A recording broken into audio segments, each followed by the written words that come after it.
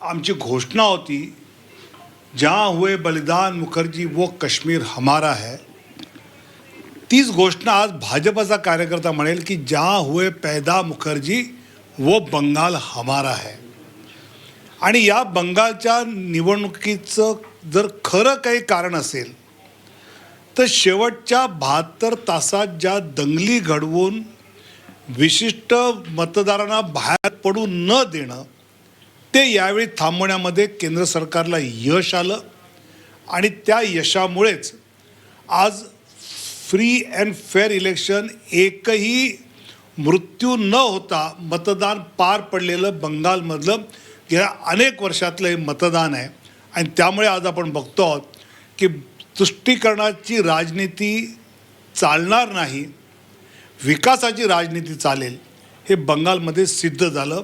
आसाममध्ये पुन्हा एकदा भाजपचं सरकार येतं आहे। तामिळनाडूमध्ये खूपच चांगल्या पद्धतीने जागा वाढल्या आहेत, त्या ठिकाणी स्थानीय नवीन पार्टी पुढे आहे। स्वाभाविकपणे अँटी इन्कम्बन्सी दोघांमध्ये विभागली गेली आहे आणि मला वाटतं की पुडुचेरीमध्ये भाजप सरकार आहे, केरळमध्ये आम्ही खातं उघडतो आहोत, टक्के आमचे वाढत आहेत। पण आजचा खरा विजय बंगालमधला जो आनंद आहे, कारण बंगाल केवळ एक राज्य नाही आहे तर एक सीमावर्ती प्रदेश आहे की ज्या प्रदेशातून मुंबईपर्यंत बांगलादेशी येतात आणि आपले उद्योग व्यवसाय बसवतात। स्थानिक तिथल्या माणसाला तो उद्योग व्यवसायामध्ये तो मागे टाकतो। मला असं वाटतं की या बंगालच्या विजयाने अनेक प्रश्न आपल्या देशाचे सुटणार आहे। पण तावडे सर बिहारचा विजय झालेला होता, बिहारमध्ये मुख्यमंत्री भाजपचा आता बसलेला आहे आणि बंगालमध्ये आता मुख्यमंत्री भाजपचा बसणार आहे असं सध्याचं चित्र आहे। हा आनंद किती मोठा आहे? मला वाटतं की बिहारमध्ये भाजपचा मुख्यमंत्री होणं याचा आनंद आहे, पण तिथे एनडीएचा मुख्यमंत्री होताच। पश्चिम बंगालमध्ये ज्यावेळी राष्ट्रवादी ताकदीची व्यक्ती मुख्यमंत्री बसते त्यावेळी आंतरराष्ट्रीय सीमांच्या दृष्टीने विशेषतः बांगलादेश ज्या पद्धतीने घुसखोरी होते आहे, या देशाची सुरक्षापासून ते बाकी सगळे मुद्दे आता आटोक्यात येतील। पण सर यामध्ये आणखी एक प्रश्न असा आहे की आज इंडिया आघाडी आणि एनडीए, तुम्ही एनडीएचे समन्वयक सुद्धा होतात, त्यामुळे आज एनडीए या परीक्षेमध्ये किती या स्पर्धेत गोल्ड मेडलिस्ट ठरलाय की इंडिया आघाडी, काय वाटतं?